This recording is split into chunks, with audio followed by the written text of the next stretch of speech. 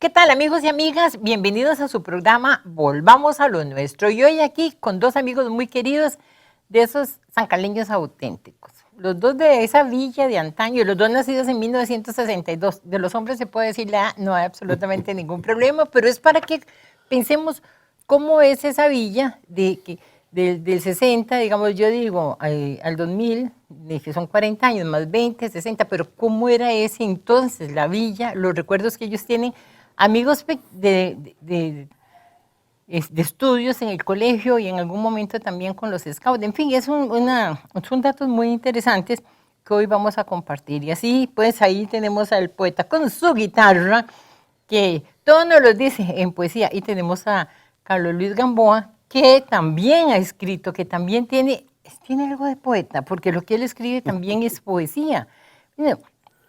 Es una prosa muy, muy linda,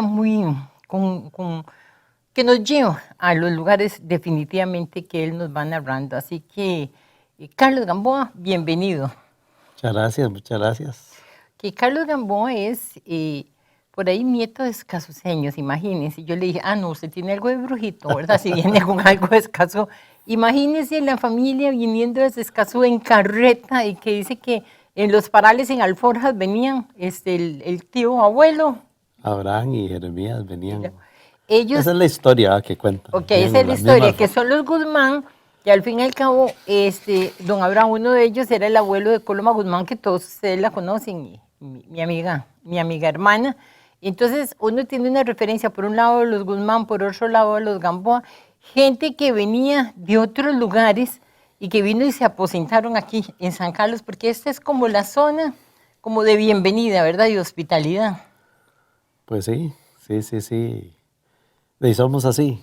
No podemos encerrarnos en la casa, sino que si alguien llega y le ofrecemos almuerzo, le ofrecemos café, le ofrecemos fresco, siempre pensamos en eso. Y lo traemos, ¿verdad?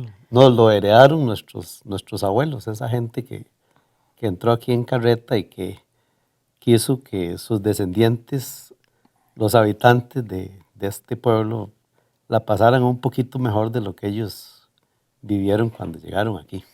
Sí, claro. Y es que hay que pensar que cuando uno llega a algún lugar, imagínense con hambre, con incertidumbre, con todo ese montón de cosas, cada gesto hermanable de apoyo es básico, es importante. Por eso siempre hablamos de esa Costa Rica en general, pero hablemos de este San Carlos en particular, donde siempre había una cafetera llenita de agua dulce, ahí calientita para el que pasara, con alguna cosita de comer, pero nadie se iba sin haber probado un bocadito. Y esas son las cosas que enseñaron los abuelos y que quedan. Como usted dice, no podemos negarlo. No, es que así somos. William, ¿cómo te suena a vos como poeta eso? También, ¿cómo vislumbras vos esa llegada de la gente, esas circunstancias y esa manera de verdad tan amistosa del sancarleño? Por supuesto que sí. Yo la vislumbro de una manera maravillosa. Mi abuela en una casita en un rancho de piso de tierra, tenía una vasija con agua fresca y a cualquier persona que llegara le ofrecía agua fresca. Era como tomar casi agua de la refrigeradora ahora. Claro, claro. Sí. Es que el agua había que irla a traer al río, Sí. o quién sabe qué manera Sí. llegaba. No, había que ir a traer una que hablaba muy largo. Ella tenía agua fresca ahí. Pero a pesar de la escasez, me cuenta papá que mi abuela era así desde siempre. Y con aquella escasez, y papá llegaba con algún compañero de trabajo o con algún otro pulseador, le decía, William, ya el muchacho almorzaría. Y el muchacho toma agua dulce, díganle que hay una empanada o una rosca, o dele. Y entonces eso nos hace un pueblo inmensamente rico a nosotros. Inmensamente rico. Yo tuve la dicha, bueno, yo me casé a los 36, Carlitos. Anduve mucho. Y yo tuve la dicha de casarme con una mujer que tiene eso. Yo llego a mi casa con 2 personas y es la hora de almuerzo y la doña sirve 2 platos más. Aunque tenga que quitarle un poco de pollo a los otros para Sí, sí, compartir, pero no pregunta. Vea, ya está el almuerzo. Sí, sí, sí, sí. ¿Sí? Yo tengo una bodega donde trabajo, del fondo de la propiedad, y si ella ve que yo estoy hablando a la hora de almuerzo, que tengo 1 hora, 2 horas con 2 personas, ella sale a la puerta y dice, ya está listo el almuerzo. Porque ella de alguna forma vio que aquellas personas ya tienen Sí, 1 hora de hablar conmigo, entonces yo entro a mi casa con esas 2 personas y almuerzo. Y Eso es- nunca nadie se ha negado. no, eso es una dicha, eso es una dicha que no todos los pueblos la tienen. Sí. Eso es algo muy importante. Sí. Bueno, tal es así que estas rosquillas deliciosas que estamos saboreando nos las mandó Lucy. Lucy cocina deliciosa, a veces nos ha mandado tortillas palmeadas. qué rico. Yo me muero de ganas por llegar a esa casa, pero nunca he tenido chance, ¿verdad? Sobre todo estoy esperando para otra, la nueva Navidad. Sí. Pero de verdad, oigan, qué bonito, ¿verdad? Está listo el almuerzo. No es, usted va a almorzar, No, tiene hambre, no, ¿ya no. comió? No, No. está listo el almuerzo.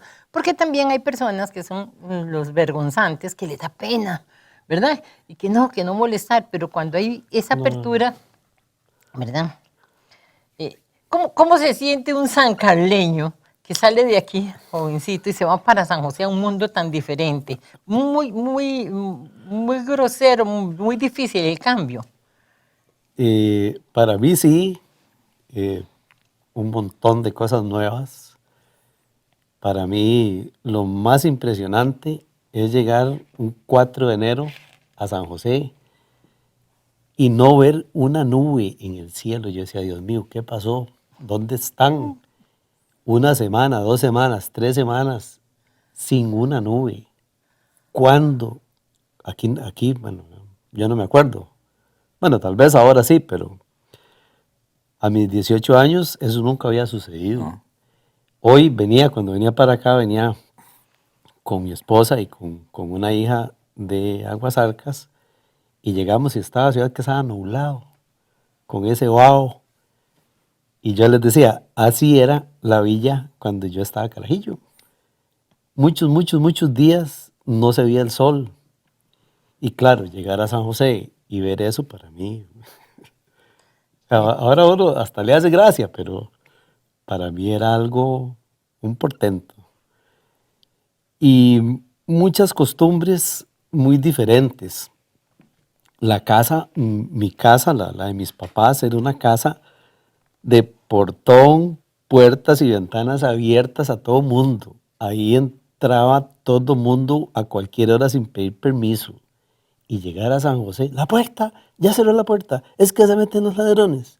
Las verjas, Dios mío, qué cosa más terrible. Encarcelados. Yo a la fecha me cuesta saber que tengo que andar la llave para abrir el portón. No, aquí. Y lo mismo, la comida. Las hermanas de mis amigas llegaban a la casa y nada más llegaban y entraban. Y si había que ponerse a medio cocinar algo, se ponían a hacerlo y se ponían a estudiar ahí con mi mamá y con todo el mundo. No era de encerrarse en un cuarto ni nada. Y llegar a San José, ay, es que le tengo que pedir permiso a mi mamá para ver si puedo ir a su casa a pasar la tarde.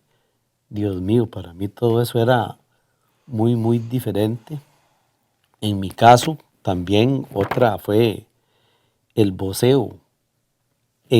Cuando yo me criaba, bueno, mi papá sí voceaba porque él estudió en Guanacaste, allá se acostumbra, pero yo era de usted.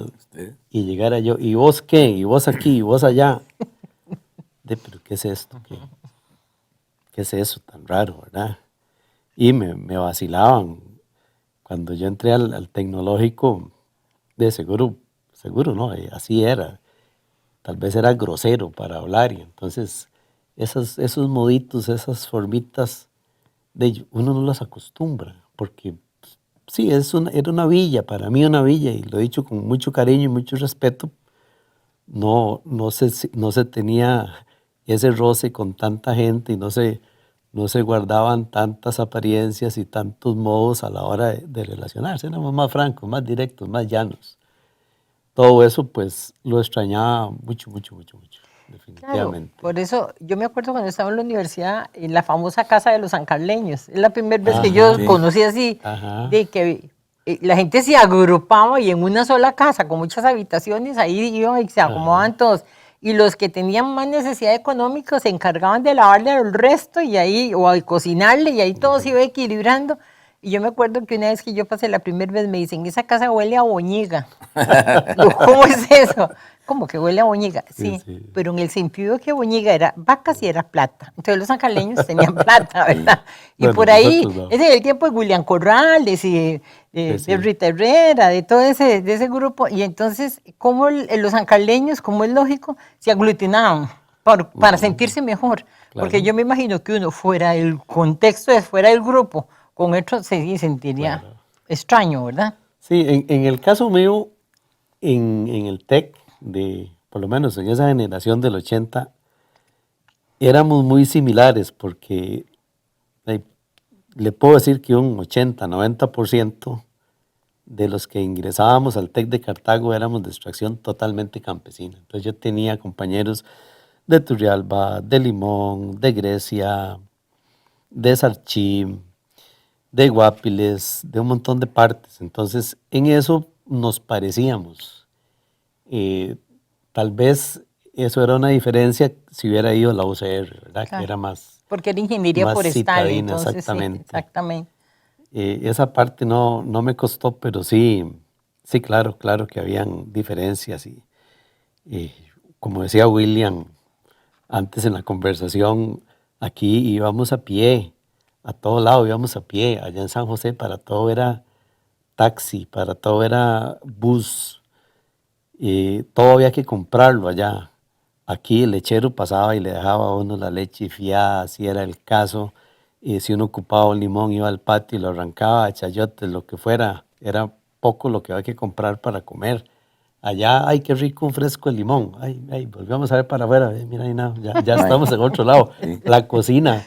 Yo me crié con cocina de leña. Nosotros nos fuimos y mi mamá cocinaba con leña, hacía queques con leña. No llevábamos la cocina porque pesaba demasiado. Estrenamos cocina de leña en San José. Y todavía mi mamá recién llegaba ya, ay, échale un palito. No, mira, si es que es un disco, ya no se necesita. Todos esos son cambios bastante grandes. Sí. Sí, definitivamente. Un día de esos andaba en las juntas de Avangares porque los pueblos también tienen ciertas cosas similares. Y ahí hay una señora, Chayito Espinosa, que es como muy líder. Y alguien me contaba que Chayito, que tenía un poquito más de condición económica, había alquilado una casa en Guadalupe para que toda la gente de las juntas de Avangares que iba a estudiar a la universidad y no tuviera dónde quedarse, se quedaba en la casa Qué lindo. totalmente gratuita. Y ahí sigue la casa y Chayito le sigue pagando para que la gente pueda ir. Entonces, pienso que a veces en los pueblos la gente se une para favorecer a unos y a otros. Bueno, estos zancaleños en la Universidad de Costa Rica lo que hacían era que estaban todos aglutinados, ¿verdad? Entonces, pero bueno, William se salvó de todas esas experiencias. Estuvo aquí, feliz, contento. Yo estuve a punto de irme para la UCR.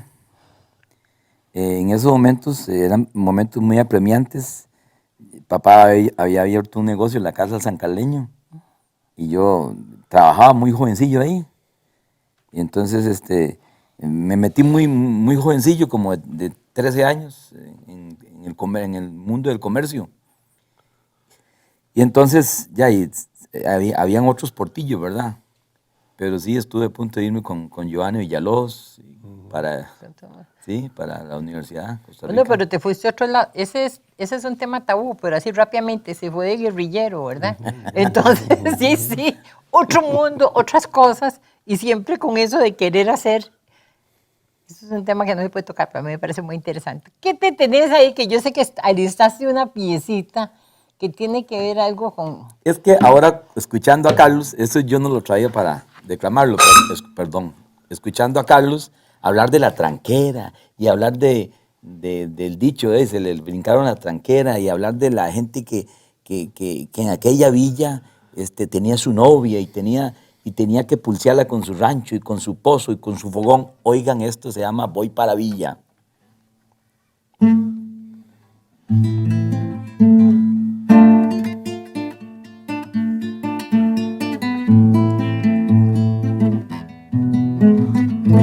Estoy cansado.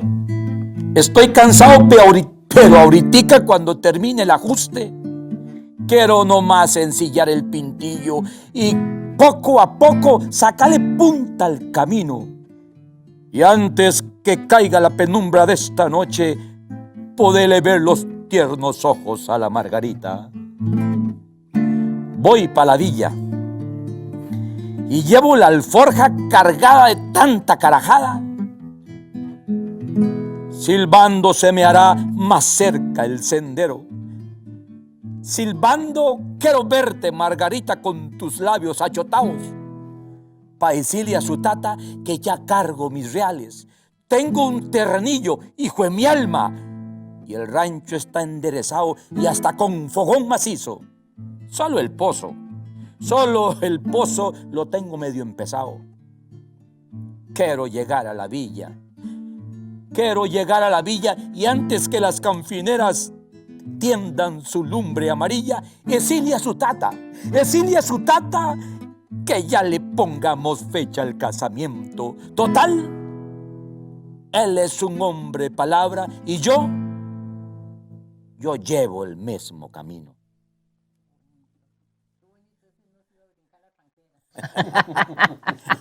Nos vamos por un momento y vamos a regresar porque hay un tema muy interesante y muy bonito que tiene que ver con las fiestas patronales que quiero tocarlo. Y también por ahí digo, voy a llevarme de sorpresa una cocina de leña, aunque ustedes no lo crean. Así que empezamos, cocina de leña, fiestas patronales escritas por Carlos Gamboa. Amigos y amigas, continuamos aquí con el programa Volvamos a lo Nuestro, con nuestro amigo Carlos Gamboa, con nuestro amigo William Jara. Mientras pasaba el comercial, armamos una cocina, porque aunque ustedes no lo crean, esa es una de las especialidades de William Jara. Cocinas, refrigeradoras, no sé, tan antiguas o tan modernas, pero esa una vez me la regalaron, digo, la voy a llevar porque está de lo más linda. Pero al mismo tiempo, en ese otro lugar en la esquina, puse una filmadora de películas, que eso es del año de 1950, que era de mi papá. Entonces él me la regaló, es muy interesante verla. Imagínense las películas que se tomaban con eso. Hoy por hoy, pues ni rollos existen, pero bueno, es traer al presente muchísimos recuerdos.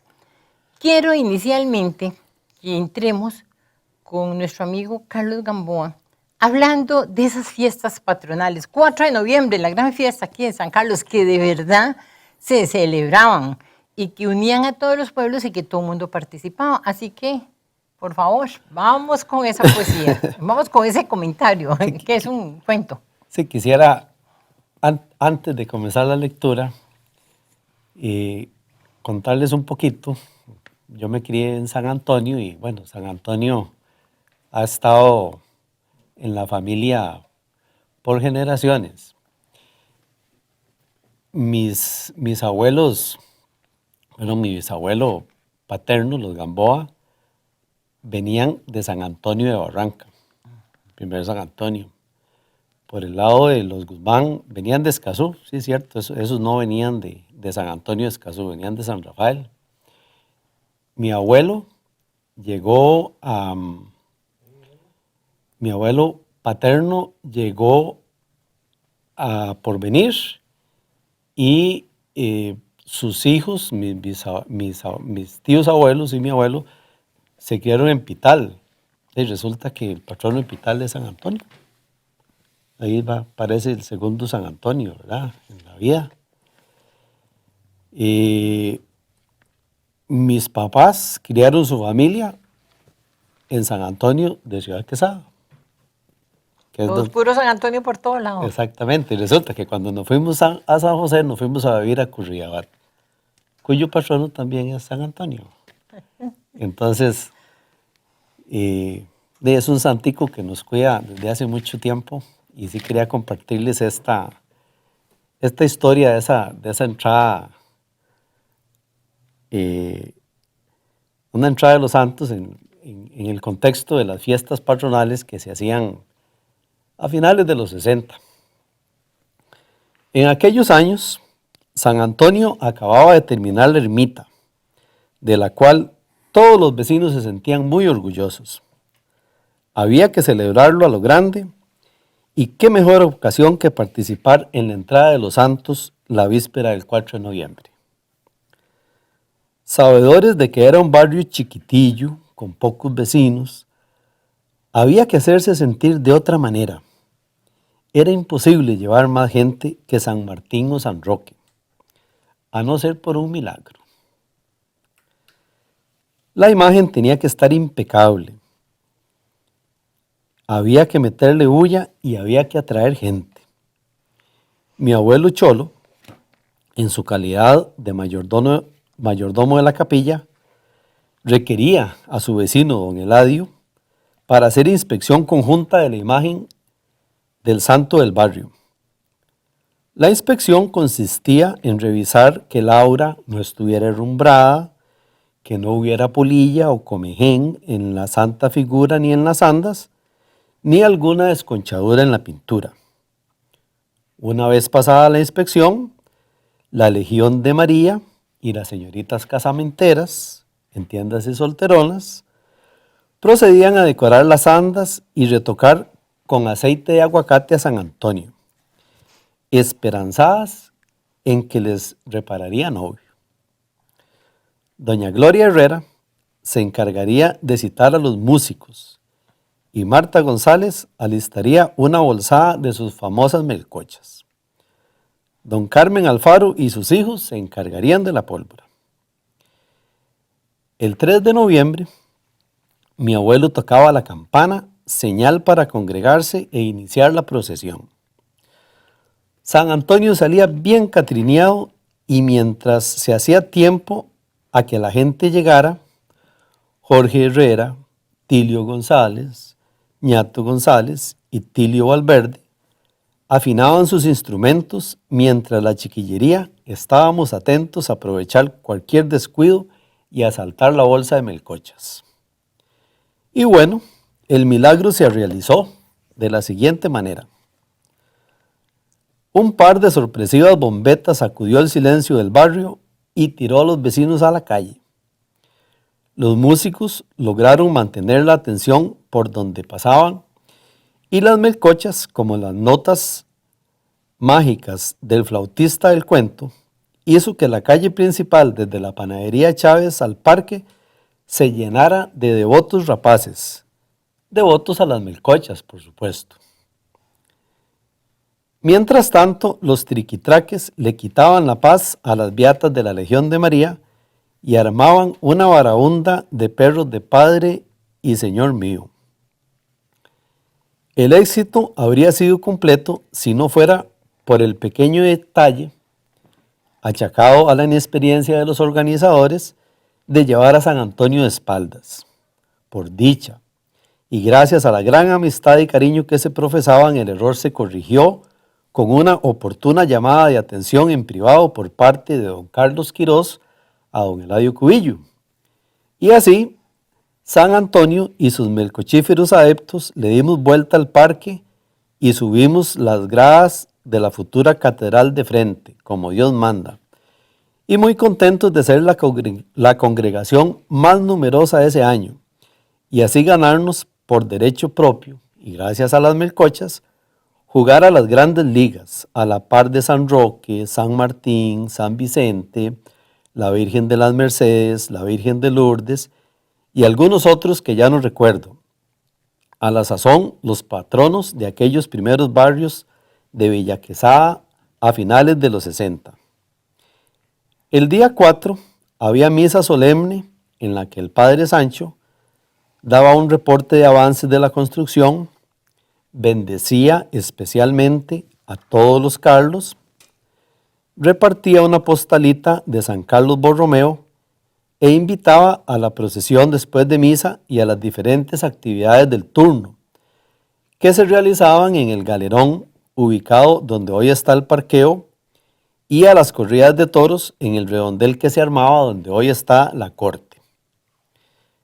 En nuestro caso, mi padre se tomaba muy a pecho la celebración de nuestro patrono.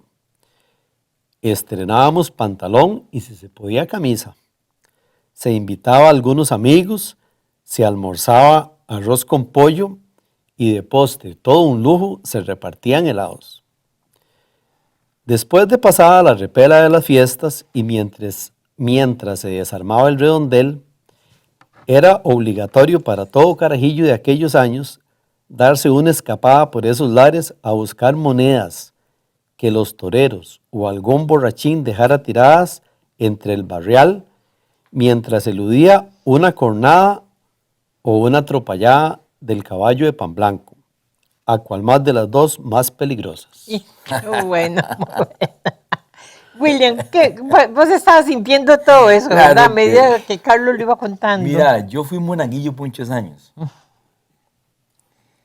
Y yo viví eso.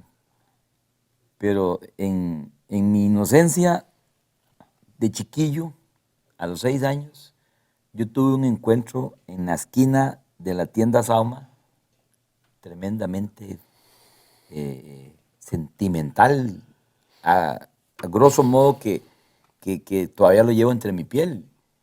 Ahí en la esquina de la tienda Sama, en la segunda, en el balcón, ahí daba el padre el discurso del encuentro, la procesión que se hacía el Viernes Santo, donde traían la imagen del Nazareno y venía la Virgen María. Un chiquillo de 6 años y con aquellas situaciones de ver uno aquellas cosas que traían y aquellas yo escribí algo una vez lo publiqué en las redes sociales del encuentro con el Nazareno. Yo 6 años digo yo, pero ¿cómo? ¿Por qué hoy están sangrando? ¿Mm? Y yo ahí en mi relato hablo de que ya a mí se me metió tanto que yo busqué un par de piedras. Y me solté de mi tata y mi mamá y me fui por entre la gente hasta que ya no había gente, ya no había más. Estaba yo con el Nazareno y con la Virgen María así arriba. Pero yo estaba buscando a ver quién era el que lo venía lastimando tanto para mandarle la pedrada. O sea, esas son cosas y yo, es más, yo escribo ahí que yo vi gente llorar.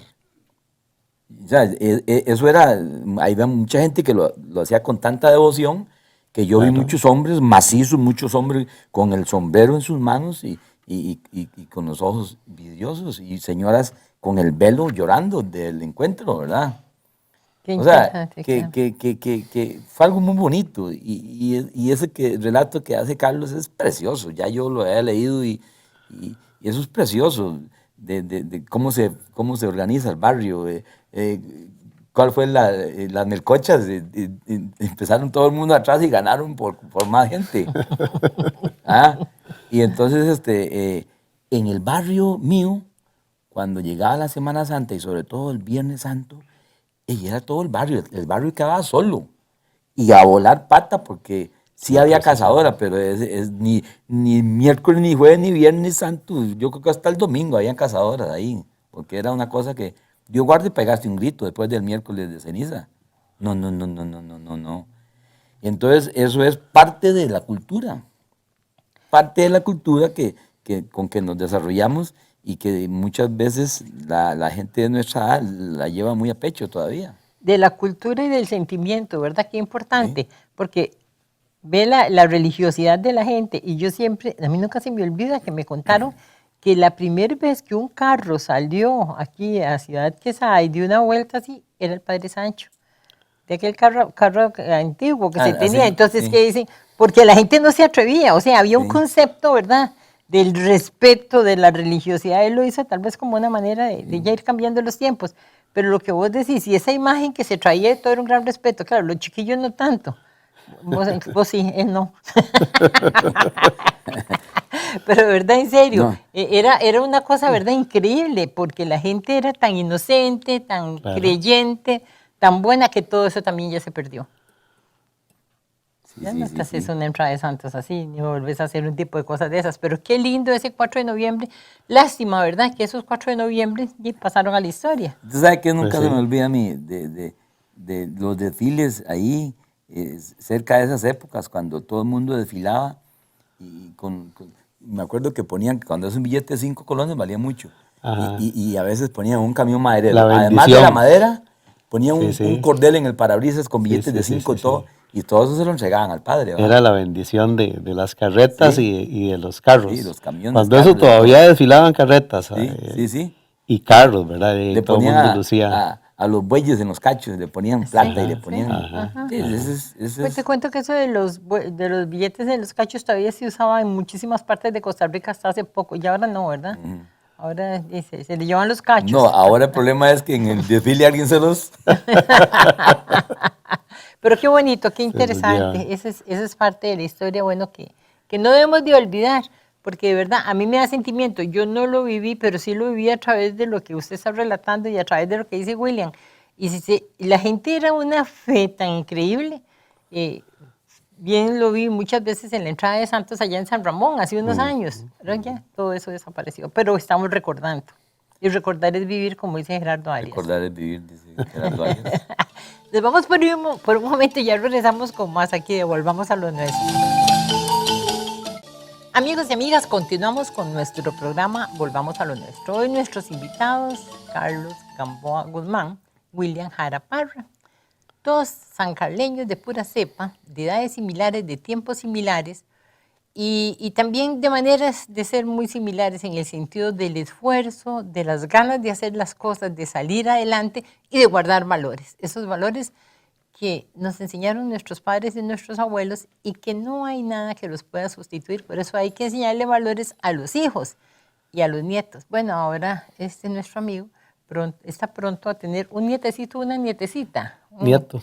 Un nieto, en marzo. Entonces, los valores que usted le enseña a sus hijos se los tendrá que enseñar al nieto, porque ahora es más responsable a veces el abuelo que los padres, ¿será cierto? En el caso mío, claro que sí, porque yo tuve la dicha de compartir bastante con mi abuelo paterno. En mi infancia, en mi juventud compartí con los dos y fue muy bonito, pero mi abuelo me marcó muchas cosas. Él me enseñó cosas manuales. Él siempre fue peón de finca, era muy hábil con las manos. Él hacía sus fuetes de verga de toro, con cuero. Agarraba un cacho y hacía un pajarillo.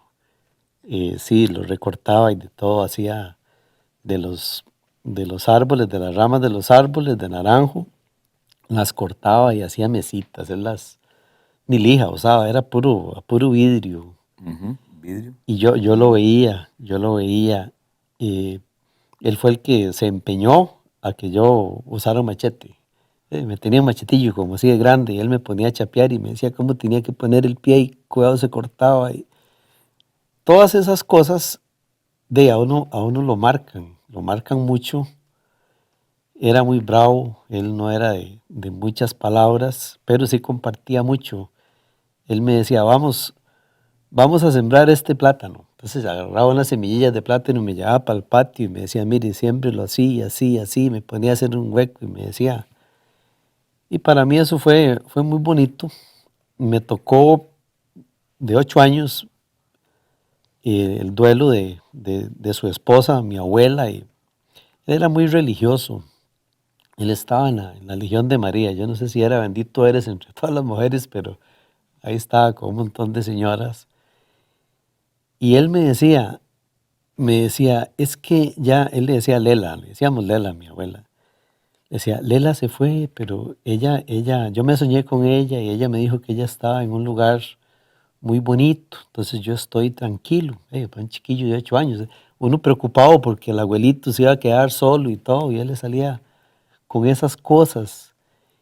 Y yo me acuerdo que a veces él tenía un catre grande y entonces cuando yo iba a la casa, entonces él se acostaba, se recostaba, entonces yo me recostaba a la par de él. Y ahí me contaba alguna historia, él me contaba, él se preocupaba mucho y lástima, lástima que yo no le puse toda la atención debida de decirme los parentescos, que mire, que fulano es pariente suyo por esto, que por el otro, que por el otro. Bueno, al final, ¿cuál era el valor de eso? Saber que uno tiene una familia, que uno es parte de una comunidad y que hay que conocerlos para apreciarlos, para ayudarlos, para hacer cosas en conjunto. Y eso me marcó mucho al punto que cuando... A mí siempre me ha dado por escribir, pero nunca me había soltado la verdad, pero cuando ya tuve sobrinas, nietas, yo me puse a reflexionar. Bueno, yo tuve la gran dicha de que mi abuelo oralmente, él me transmitió muchas cosas, cosas que a veces uno con el ejemplo, con sus palabras y todo, pero me las transmitió y yo me puse a pensar, bueno, ¿y quién le va a contar a estas chiquitas, a estos chicos, cómo, cómo fue la infancia de sus abuelos? Mi abuelo no lo escribió, yo tuve la dicha de poder estudiar y dije, bueno, yo quisiera em, sacar ratitos y dejar para ella escritos algunas cosas para que cuando aprendan a leer, a lo mejor les gusta y sepan, ¿verdad? Sepan Claro. cómo fue, cómo se criaron sobre todo los abuelos, o sea, mis hermanas y yo, cómo nos criamos para que vean, pues ya. Dicen, siempre decimos que somos sancaleños, pero una vive en Orotina, otra vive en Guapiles, otra vive en San José. Y pucha, yo siento que es importante llevar ahí esos recuerdos de dónde vinimos, por qué somos así, y esa generosidad que hablábamos, ¿verdad? Bueno, por algo, ¿verdad? Entonces sí, mi abuelo me marcó mucho. Y con mi abuelo paterno, perdón, mi abuelo materno, ese fue ya en mi pubertad, en mi adolescencia, que logramos acercarnos y conversábamos, echábamos unas conversadas de siembros, de matas, de cosas. Y a él le gustaba también escribir. Por ahí una tía tiene algunos apuntes como un diario, él llevaba como un diario. Y él siempre sí me insistía en la necesidad de ser buena persona, de comportarme bien. Ese sí, mi abuelo paterno no, él era más de hacer cosas y yo aprendía con el ejemplo. Mi abuelo materno sí me inculcaba más esos valores más directamente, ¿verdad? De ser educado, de ser bien portado, de no jalarse uno tortas. Pero sí, fue un balance muy bonito para mí, muy Bueno, bonito. ese nieto suyo va a venir muy bien ya orientado y cuando tenga cierta edad va a tener, bueno, conciencia y va a poder tener el conocimiento. Y eso es muy bonito lo Ojalá. que usted acaba de decir, ¿verdad? Porque a nuestros amigos que nos están escuchando y nuestras amigas, yo pienso que hay cosas que les sirven, que pueden ser un ejemplo. Y hay que escribir un poquito de la historia de la familia. Yo siempre he dicho, los cuadernos de las escuelas que nunca se terminan, que quedan con un montón de páginas, ahí se pueden escribir muchas cosas. Yo siempre he tenido programa de radio desde hace 25 años, ahora lo tengo en Radio San Carlos, y entonces siempre le digo a la gente, cuando les doy una receta de cocina, tengan un cuadernito y van escribiendo, porque son recetas netamente nuestras, pero además pueden escribir ahí si nació el nieto, que si el chiquito le se cayó el diente, que si el otro se casó, todas las cosas que al fin y al cabo, cuando pasen los años, dicen, mira, ese era el cuerno de Esa es vida la de la abuela, historia. ¿verdad? A donde se señalan cosas que si no se olvidarían. Y bueno, eso es parte del asunto. Y hay tanto que recordar. Hasta por cierto, ahora vamos a entrar en la parte de recuerdos. Aquí tenemos, a ver qué es eso, don Carlos, Un pilón, un famoso pilón. un pilón. ¿Qué recordás vos de los pilones, Willy? Mira, nosotros tuvimos una finca en San Joaquín de Cutris y ahí se usaba un pilón. Para el arroz. Ahí se usaba un pilón para el arroz. Ahí se usaba un pilón para el arroz. Pero era una herramienta que se usaba, Ajá, no era de lujo. sí. Eh, se guardaba por ahí, pero para el tiempo del arroz, ahí siempre estaba el pilón. Y uno lo veía como un vacilón, pero qué va, ningún vacilón. Cuando lo ponían a uno con el otro Duro. primillo, deli, y se sudaba la chaqueta. Claro, es que es cierto. Ese pilón es un trabajo muy lindo. Es de don Adrián Chacón, me lo regaló.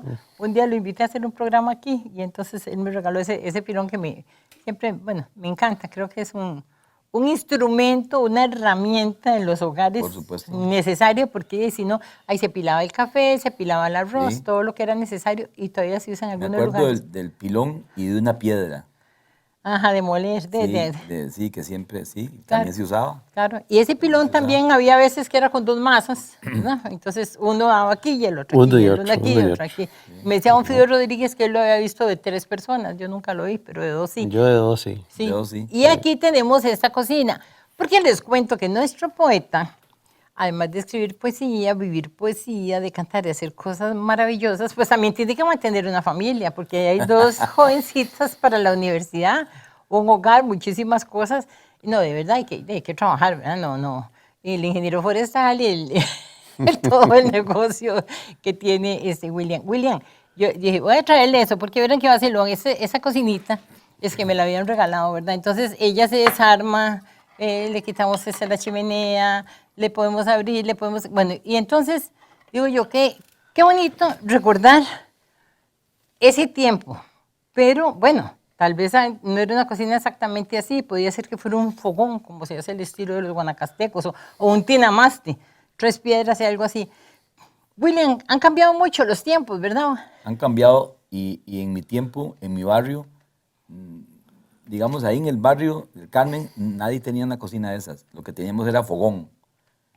Conforme fue avanzando el tiempo, hubieron unos que ya compraron su cocinita leña, pero digamos en mi casa hubo fogón.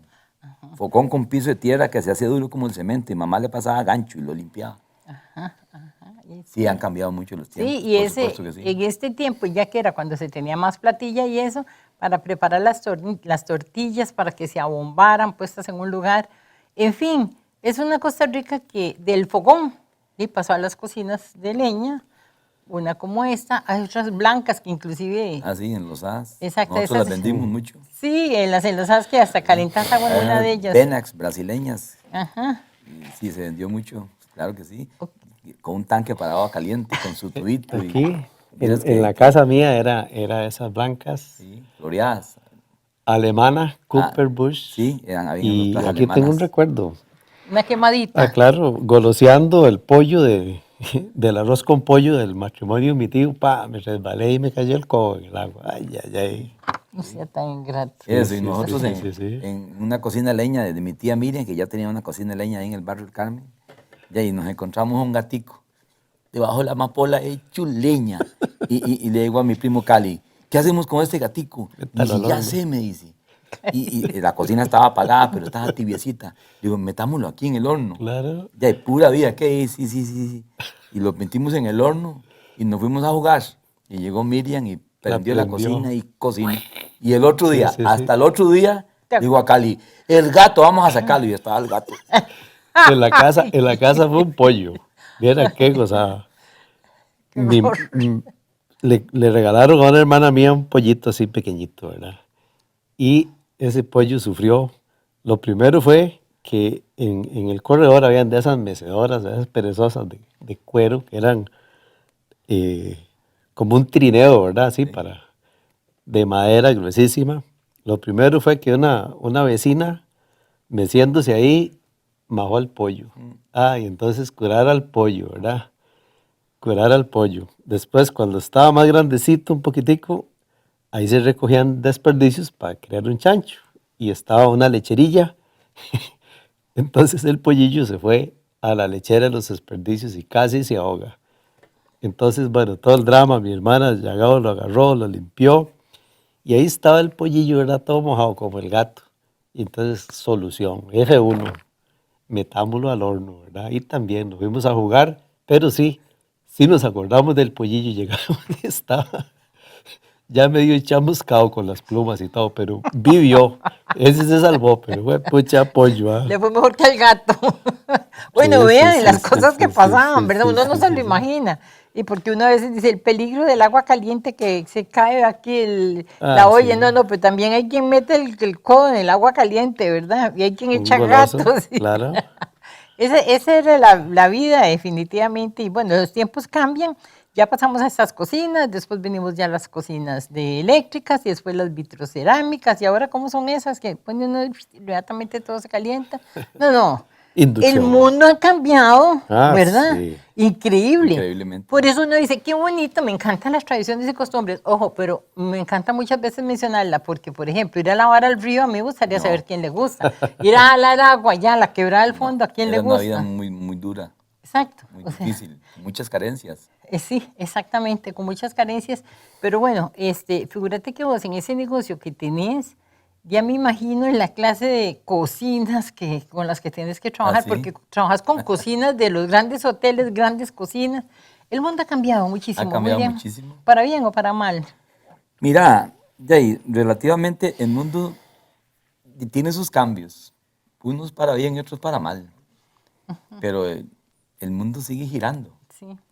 y nos queda a nosotros como la única raza sobre la Pachamama, tratando de cada vez que damos un paso, tratando de ser mejores seres humanos. De lo contrario, Estamos listos. estamos listos.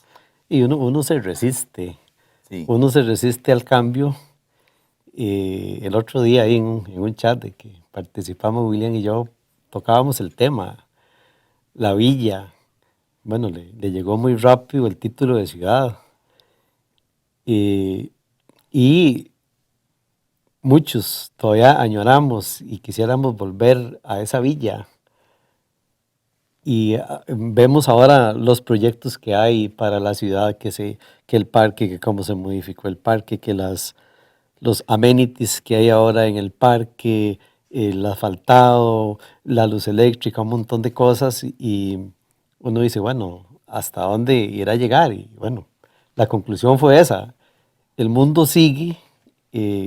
Fue muy bonito la parte que vivimos en nuestra infancia, cómo la vivimos, pero pensar en volver a que sea así, imposible. El mundo sigue guardando los valores y transmitiendo los valores, pues viviremos en mundos diferentes, pero ojalá que con esos valores que nos transmitieron y que ahora nos toca dar el relevo a las otras generaciones, ¿verdad?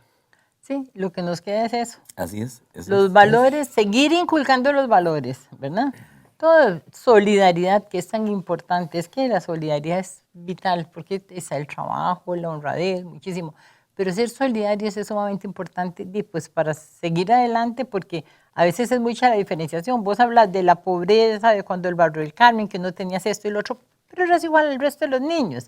Lo mismo tiene que haberlo sucedido a Carlos, o sea, antes había igualdad, que si vos decías que entre los más pobres, pero estabas entre los scouts. Sí. Sí, y además Ahí me que metí. a la gente no le importaba porque no había complejo de ninguna índole, no como ahora, ¿verdad? Con el bullying, con esto, con lo otro. Pero antes todo el mundo era igual.